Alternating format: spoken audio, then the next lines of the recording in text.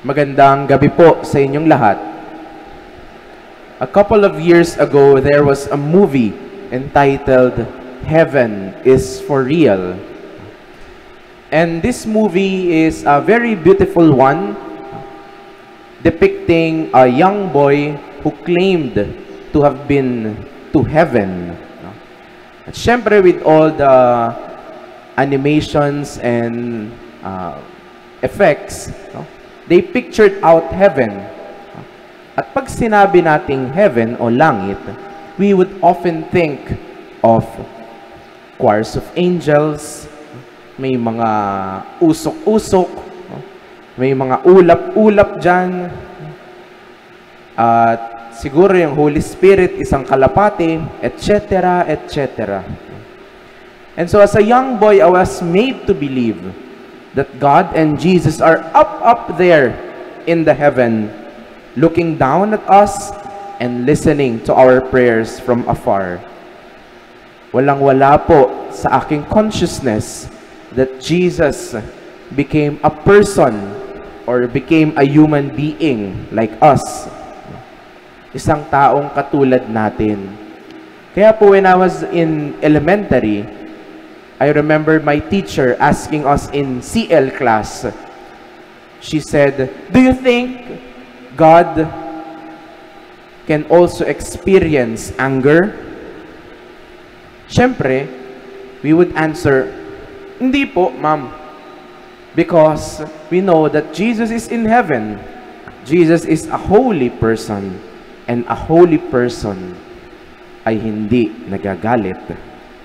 However, dear brothers and sisters, we heard in our gospel today one of the instances when Jesus himself experienced the intense emotion of anger. Galit na galit si Jesus.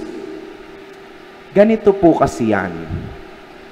Tuwing pista ng Passover, ang lahat po ng Jews pumupunta ng Jerusalem para mag-alay sa Diyos. Depende yung laki ng iyong iaalay. Una, depende sa iyong kakayanan. At pangalawa, depende sa iyong kasalanan. Mas malaki ang iyong inaalay, that means you are more capable, and the larger you offer, that means the heavier the sins you want to be forgiven. At alam niyo po, si Jesus ay taga Nazareth, Galilea. At chinek ko po yung distansya mula Nazareth papuntang Jerusalem. 104 kilometers. Layo. Chinek ko po ang distansya mula Cubao hanggang Clark, Pampanga. 100 kilometers. So, more or less, mga ganun kalayo yung nilakad nila Jesus. Take note, walang sasakyan noon, walang skyway, walang NLEX, and most probably, those 104 kilometers are uphill and downhill path. And so it would take them a couple of days, maybe even a week, for them to reach Jerusalem. Ganun po yung nilalakbay ng mga Hudyo. So just imagine, kung ang inyong iaalay ay baka o kambing, and you have to journey for 5 days going to Jerusalem.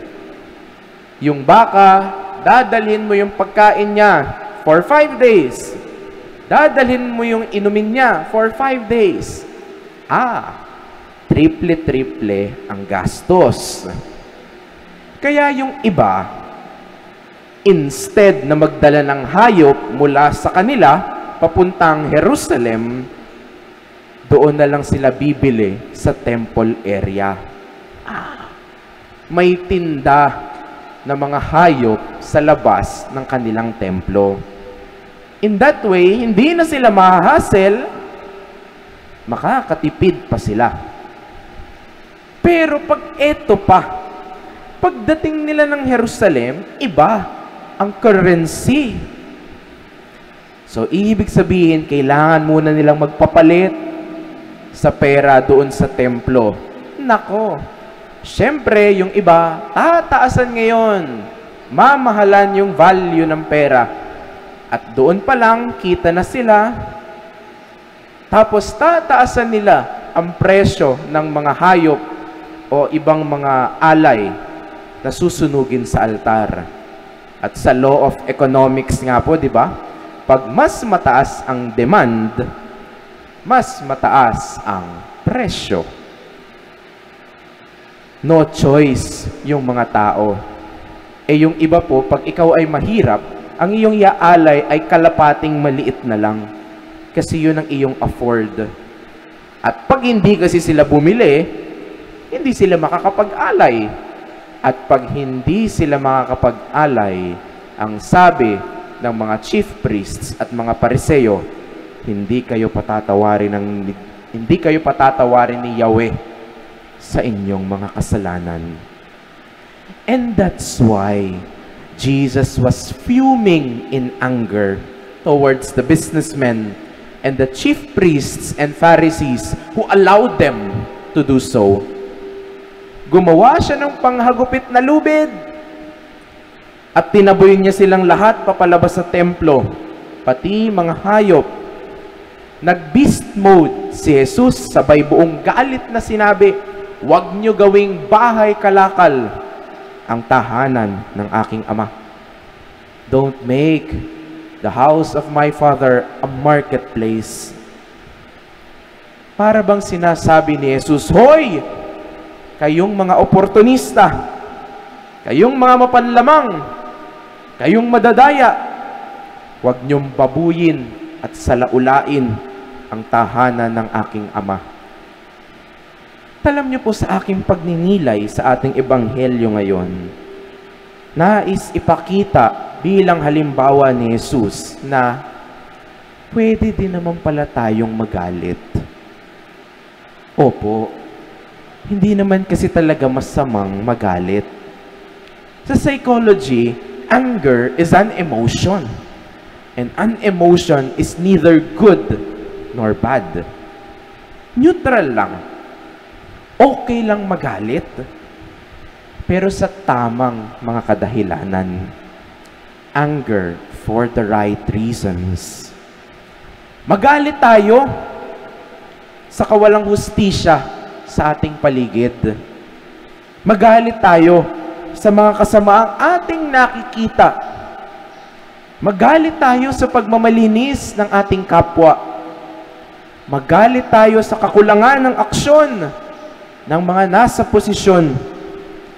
Magalit tayo sa kahipokrituhan ng iba. Madalas po kasi hindi na tayo nagagalit eh. Hayaan na lang natin yan.